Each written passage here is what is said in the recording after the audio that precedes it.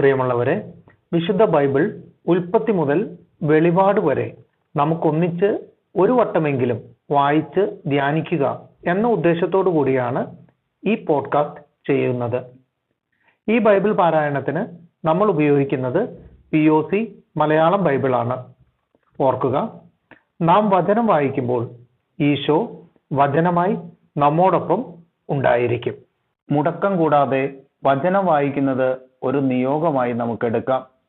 അതിനായി പരിശുദ്ധാത്മാവേ, ഞങ്ങളെ ശക്തിപ്പെടുത്തണമേ എന്ന് പ്രാർത്ഥിക്കാം.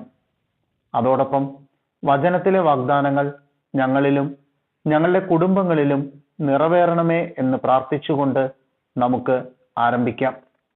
ഇന്ന് നമ്മൾ വായിച്ച് ധ്യാനിക്കുക ന്യായാധിപന്മാരുടെ പുസ്തകം 15ഉം 16ഉം അധ്യായങ്ങളാണ്. അധ്യായം 15 ഫിലിസ്ത്യരെ തോൽപ്പിക്കുന്നു. കുറെ നാൾ കഴിഞ്ഞ് സാംസൺ ഗോതമ്പ് വിളവെടുപ്പ് കാലത്ത് ഒരാട്ടിൻകുട്ടിയുമായി ഭാര്യയെ സന്ദർശിക്കാൻ ചെന്നു. അവൻ പറഞ്ഞു, ഞാൻ എൻ്റെ ഭാര്യയുടെ ശയനമുറിയിൽ പ്രവേശിക്കട്ടെ. പക്ഷേ പിതാവ് അത് അനുവദിച്ചില്ല.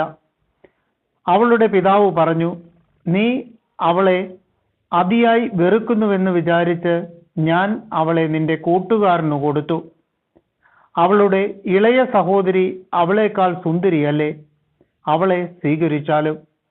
സാംസൺ പറഞ്ഞു, ഇപ്രാവശ്യവും ഫിലിസ്ത്യരോട് ഞാൻ എന്തെങ്കിലും അതിക്രമം പ്രവർത്തിച്ചാൽ അത് എൻ്റെ കുറ്റമായിരിക്കുകയില്ല. സാംസൺ പോയി 300 കുറുനരികളെ പിടിച്ചു, കുറെ പന്തങ്ങളും ഉണ്ടാക്കി. ഈ 2 എണ്ണത്തെ വാലോട് വാൽ ചേർത്ത് ബന്ധിച്ച് അവയ്ക്കിടയിൽ പന്തവും വെച്ചുകെട്ടി. അനന്തരം അവൻ പന്തങ്ങൾക്ക് തീ കൊളുത്തി അവയെ ഫിലിസ്ത്യരുടെ ധാന്യവിളയിലേക്ക് വിട്ടു.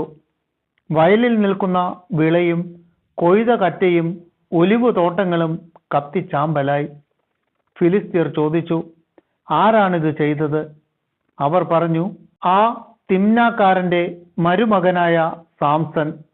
അവന്റെ ഭാര്യയെ അമ്മായിയപ്പൻ അവന്റെ കൂട്ടുകാരന് കൊടുത്തതുകൊണ്ട് ചെയ്തതാണിത്. ഫിലിസ്ത്യർ ചെന്ന് അവളെയും അവളുടെ പിതാവിനെയും അഗ്നിക്കിരയാക്കി. സാംസൺ അവരോട് പറഞ്ഞു, ഇങ്ങനെയാണ് നിങ്ങൾ പ്രവർത്തിക്കുന്നതെങ്കിൽ ഞാൻ ശപഥം ചെയ്യുന്നു, ഞാൻ നിങ്ങളോട് പ്രതികാരം ചെയ്തിട്ട് സ്ഥലം വിടും.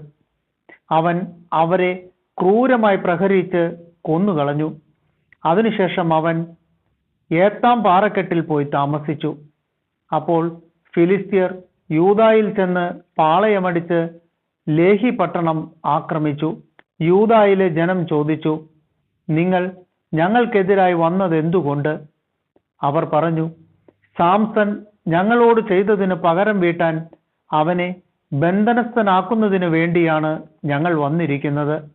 അപ്പോൾ യൂദായിലെ 3000 ആളുകൾ ഏത്താം പാറയിടുക്കിൽ ചെന്ന് സാംസനോട് ചോദിച്ചു, ഫിലിസ്ത്യരാണ് ഞങ്ങളുടെ ഭരണാധികാരികൾ എന്ന് നിനക്കറിഞ്ഞുകൂടെ? പിന്നെ നീ ഇപ്പോൾ ഞങ്ങളോട് ഈ ചെയ്തതെന്ത്?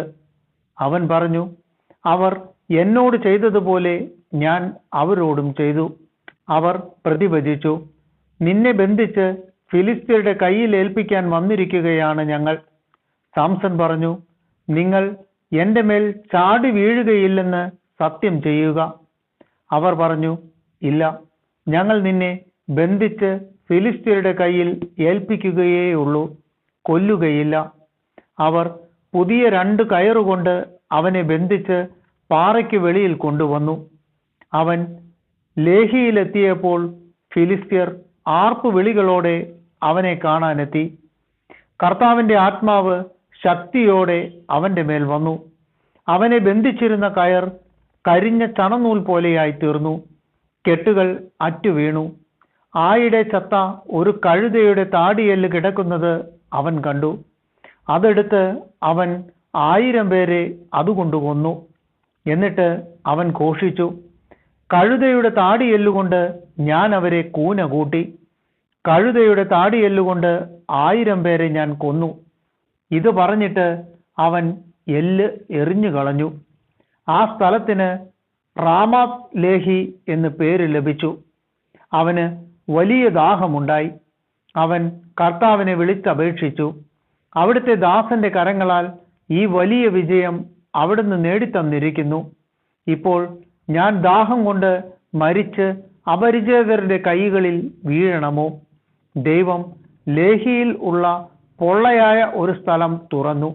അതിൽ നിന്ന് ജലം പുറപ്പെട്ടു. അവൻ വെള്ളം കുടിച്ച് ഊർജ്ജസ്വലനായി. അതുകൊണ്ട് അതിന് എൻഹക്കോർ എന്ന് പേര് കിട്ടി. അത് ഇന്നും അവിടെയുണ്ട്. ഫിലിസ്ത്യരുടെ കാലത്ത് 20 വർഷം സാംസൺ ഇസ്രായേലിൽ ന്യായാധിപനായിരുന്നു. അധ്യായം 16. സാംസൺ ഗാസായിലേക്ക് പോയി. അവിടെ ഒരു സ്വൈരിണിയെ കണ്ടുമുട്ടി. അവളോടുകൂടി ശയിച്ചു. സാംസൺ അവിടെ വന്നിട്ടുണ്ടെന്ന് ഗാസ നിവാസികൾ അറിഞ്ഞു. അവർ അവിടം വളഞ്ഞു. രാത്രി മുഴുവൻ പട്ടണവാതിൽക്കൽ പതിയിരുന്നു. പ്രഭാതം വരെ കാത്തിരിക്കാം, രാവിലെ അവനെ നമുക്ക് കൊല്ലാം എന്ന് പറഞ്ഞ് രാത്രി മുഴുവൻ നിശ്ചലരായിരുന്നു. എന്നാൽ സാംസൺ പാതിരാ വരെ കിടന്നു. പിന്നെ എഴുന്നേറ്റ് പട്ടണപ്പടിപ്പുരയുടെ വാതിൽ കട്ടിലക്കാലോടുകൂടെ പറിച്ചെടുത്ത് തോളിൽ വെച്ച് ഹെബ്രോന്റെ മുൻപിലുള്ള മലമുകളിലേക്ക് പോയി. സാംസനും ദലീലായും. അതിനുശേഷം സോറേക്ക് താഴ്വരയിലുള്ള ദലീല എന്ന സ്ത്രീയെ അവൻ സ്നേഹിച്ചു. ഫിലിസ്ത്യരുടെ നേതാക്കന്മാർ അവളുടെ അടുത്തു ചെന്നു പറഞ്ഞു, സാംസനെ നീ വശീകരിക്കണം. അവന്റെ ശക്തി എവിടെ സ്ഥിതി ചെയ്യുന്നുവെന്നും അവനെ എങ്ങനെ കീഴടക്കി ബന്ധിക്കാമെന്നും മനസ്സിലാക്കണം. ഞങ്ങൾ ഓരോരുത്തരും നിനക്ക് 1100 വെള്ളി നാണയം തരാം. ദലീല സാംസനോട് പറഞ്ഞു, നിന്റെ ഈ വലിയ ശക്തിയെല്ലാം എവിടെ സ്ഥിതി ചെയ്യുന്നുവെന്നും നിന്നെ എങ്ങനെ ബന്ധിച്ചു കീഴടക്കാമെന്നും ദയവായി എന്നോട് പറയുക.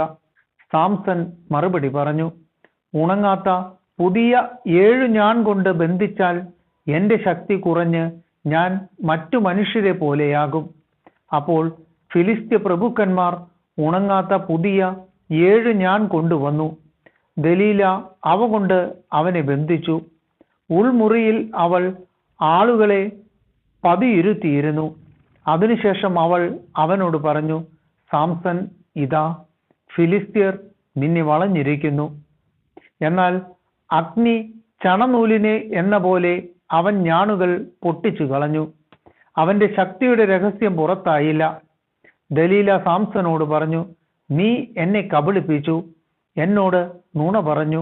എങ്ങനെ നിന്നെ ബന്ധിക്കാമെന്ന് എന്നോട് പറയുക. അവൻ പറഞ്ഞു, ഒരിക്കലും ഉപയോഗിച്ചിട്ടില്ലാത്ത പുതിയ കയറുകൊണ്ട് ബന്ധിച്ചാൽ ഞാൻ ദുർബലനായി മറ്റാരെയും പോലെയാകും. അപ്പോൾ ദലീല പുതിയ കയറുകൊണ്ടുവന്ന് അവനെ കെട്ടി. അവനോട് പറഞ്ഞു, സാംസൺ, ഇതാ ഫിലിസ്ത്യർ വരുന്നു. പതിയിരുന്നവർ അകത്തെ ഒരു മുറിയിലായിരുന്നു. കെട്ടിയിരുന്ന കയർ നൂലുപോലെ അവൻ പൊട്ടിച്ചു കളഞ്ഞു. ദലീല സാംസനോട് പറഞ്ഞു, ഇപ്പോഴും നീ എന്നെ കബളിപ്പിച്ചിരിക്കുന്നു. എന്നോട് നീ കളവ് പറഞ്ഞു. നിന്നെ എങ്ങനെ ബന്ധിക്കാമെന്ന് പറയുക. അവൻ പറഞ്ഞു, എൻ്റെ 7 തലമുടി ചുരുൾ എടുത്ത് പാവിനോട് ചേർത്ത് ആണിയിൽ ഉറപ്പിച്ച് നെയ്താൽ മറ്റു മനുഷ്യരെ പോലെ ഞാൻ ബലഹീനനാകും. അവൻ ഉറങ്ങുമ്പോൾ ദലീല അവന്റെ 7 തലമുടി ചുരുൾ എടുത്ത് പാവിനോട് ചേർത്ത് ആണിയിൽ ഉറപ്പിച്ചു നെയ്തു. അനന്തരം അവനോട് പറഞ്ഞു, സാംസൺ, ഫിലിസ്ത്യർ നിന്നെ ആക്രമിക്കാൻ വരുന്നു. അവൻ ഉറക്കത്തിൽ നിന്ന് എഴുന്നേറ്റ് ആണിയും തറിയും പാവും വലിച്ചു പൊളിച്ചു. അവൾ അവനോട് ചോദിച്ചു, നിന്റെ ഹൃദയം എന്നോട് കൂടെയല്ലെങ്കിൽ എന്നെ സ്നേഹിക്കുന്നുവെന്ന് നിനക്ക് എങ്ങനെ പറയാൻ കഴിയും? ഈ 3 പ്രാവശ്യവും നീ എന്നെ അവഹേളിച്ചിരിക്കുന്നു.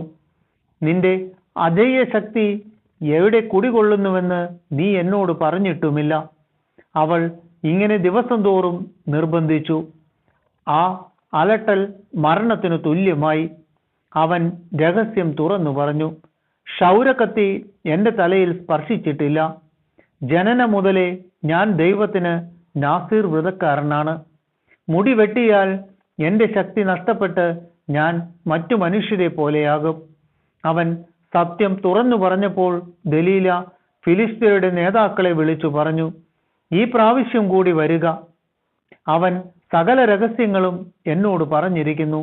അപ്പോൾ ഫിലിസ്ത്യരുടെ നേതാക്കന്മാർ പണവുമായി അവളുടെ അടുത്തെത്തി. അവൾ അവനെ മടിയിൽ കിടത്തി ഉറക്കി. ഒരാളെ കൊണ്ട് അവന്റെ തലയിലെ 7 മുടിച്ചുരുളുകളും ക്ഷൗരം ചെയ്യിച്ചു. അതിനുശേഷം അവൾ അവനെ അസഹ്യപ്പെടുത്താൻ തുടങ്ങി.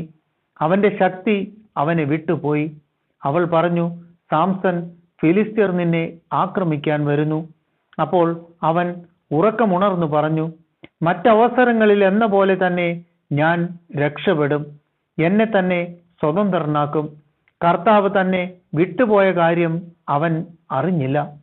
ഫിലിസ്ത്യർ അവനെ പിടിച്ചു, കണ്ണു ചൂഴ്ന്നെടുത്ത് ഗാസയിലേക്ക് കൊണ്ടുപോയി. ഓട്ടുചങ്ങല കൊണ്ട് ബന്ധിച്ചു കാരാഗ്രഹത്തിലാക്കി. മാവ് പൊടിക്കുന്ന ജോലിയിൽ ഏർപ്പെടുത്തി. എന്നാൽ മുണ്ടനത്തിന് ശേഷവും അവന്റെ തലയിൽ മുടി വളർന്നുകൊണ്ടിരുന്നു. സാംസന്റെ മരണം.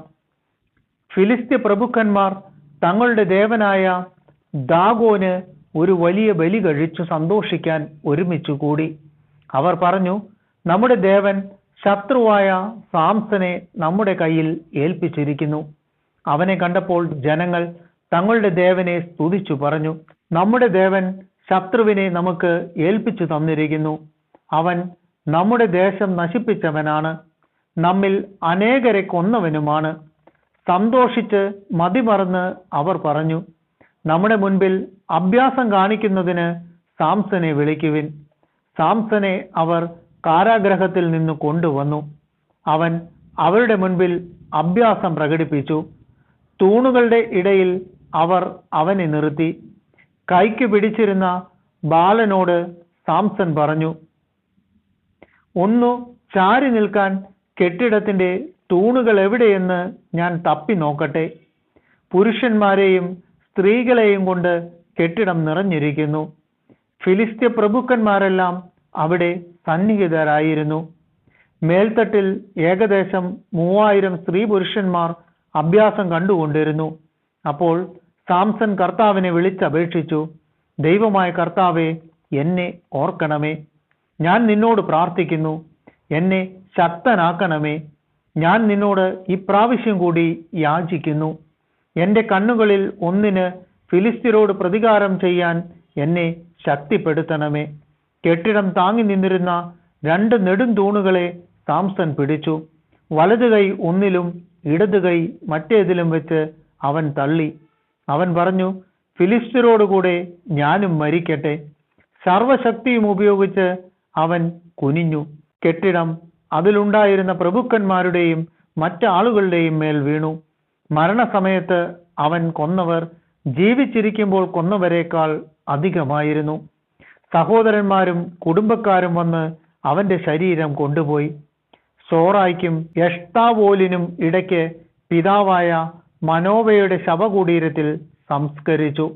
20 വർഷമാണ് അവൻ ഇസ്രായേലിൽ ന്യായപാലനം നടത്തിയത്.